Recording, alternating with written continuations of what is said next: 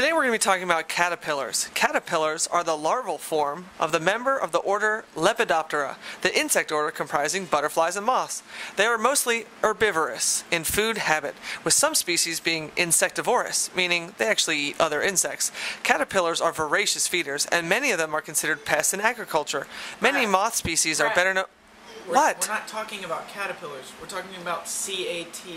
We're talking about cats? Oh, alright. So cats are... No, what? We're talking about the company, the heavy machinery company. Oh, well, you can see that it's actually pretty easy to get distracted, because when I first typed in caterpillar into Google, I got pictures of bugs and tractors. And it seems stupid that pictures of big machinery came up, and so I just started talking about the bug. Caterpillar, also known as CAT, designs, manufactures, markets, and sells machinery and engines and financial products and insurance to its customers through a worldwide dealer network. Caterpillar is the world's largest manufacturer of construction and mining equipment, diesel and natural gas engines, and industrial gas turbines. The company was founded in 1925 through a merger of the Holt Manufacturing Company and the C.L. Best Tractor Company, creating the new California-based Caterpillar Tractor Company.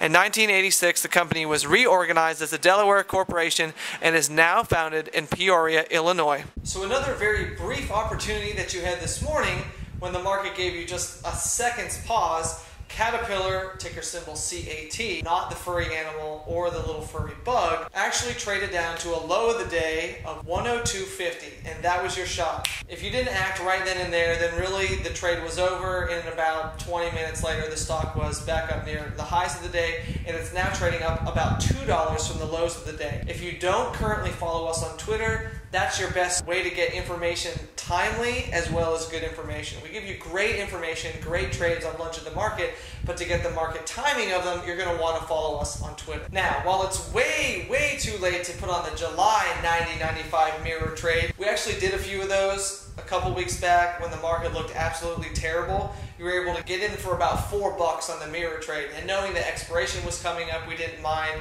lowering our expected rate of return to get in some quick profits. Now you're going to have to go out to either do the August or November mirror trade. For August, you're looking at about $3.55 for the 90-95 mirror, and for November, you're looking at about $2.30 for the 90-95 mirror. The goal for August, obviously, you get $1.45, you're going to pay $3.55 as long as the stock's above $95 a share. Then you're looking at 40% expected rate of return in about 52 days. So in 52 days, you're looking at a 40% profit. Not bad at all, considering you have about a $10 cushion to be wrong, meaning the stock can go from basically 105 back down to 95, the level that it held previously when the world looked like it was going to blow up, and you still are going to get your max profit. Not bad for a trade that's over in 52 days.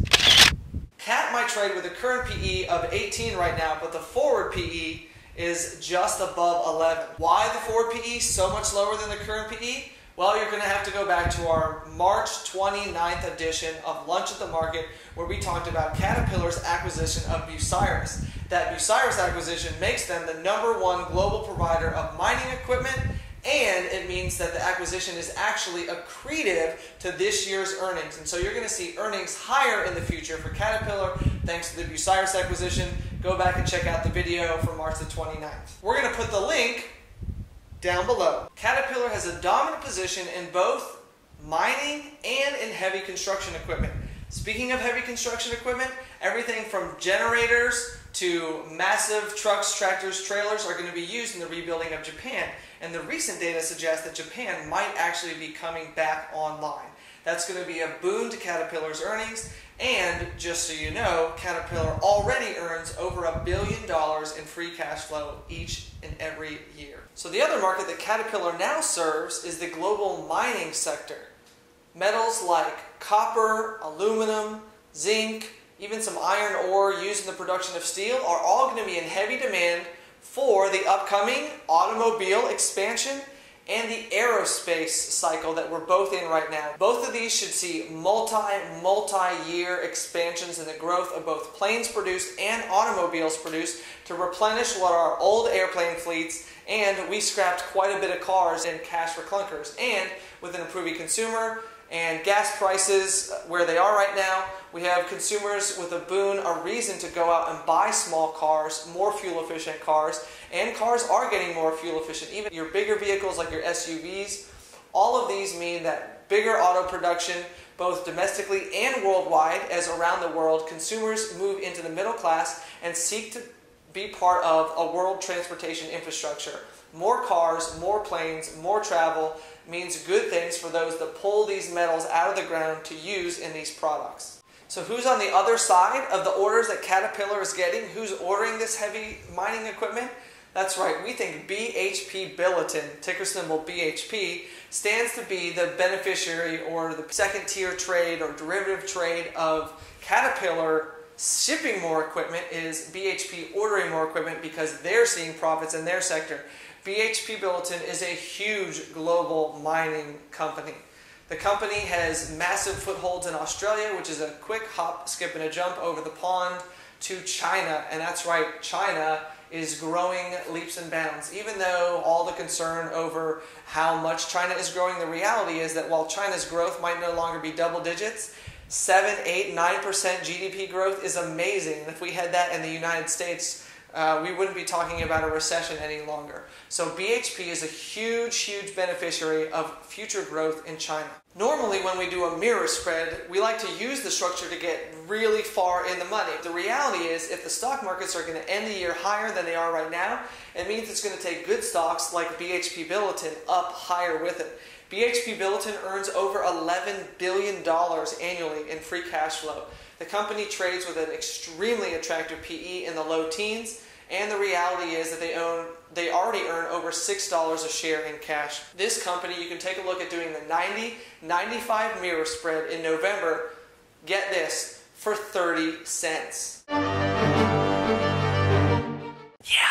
30 cents. Seriously. That's really actually $30 in real people terms, but in options terms, it's only 30 cents. That's right. It doesn't take a genius to figure out that if you spend 30 cents on something that at expiration is worth $5, yeah, that's a ridiculous rate of return. And the reality is we only need the stock to move just over 2%. Seriously, we need the stock to go up by $2 between now and November. And if July earnings are where I think they're going to be, and we see good earnings in October, it shouldn't be a big move to ask this stock to move $2. The old 52-week high for this year, the stock saw $104 a share.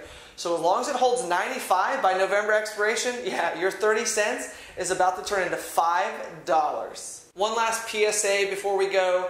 We've been buying this market for what feels like weeks now. I think it actually has been about 2 weeks since we threw off our bear suit and started buying this market. Thankfully, it's been the right trade, but here's what I want to remind you. Please, please, please, still have cash on your balance sheet. Have a ton of cash. Anything can happen in this market. Heck, we haven't even been through the second Greek austerity vote. If something crazy happens tomorrow, this market could be down several hundred points. It'll give up everything that we've seen it gain going into the month end. So keep enough cash on hand to be agile when the market gives you a trade. And last thing, don't forget, in order to get good trades, you have to watch Lunch of the Market, or at least read it on stockpicker.com. But to get the timing on the trades, you're going to need to follow us on Twitter and like us on Facebook. When the articles and videos come out and when we have things to say, you're going to want to see it on Twitter. Have a great day, and we'll see you tomorrow on Lunch at the Market.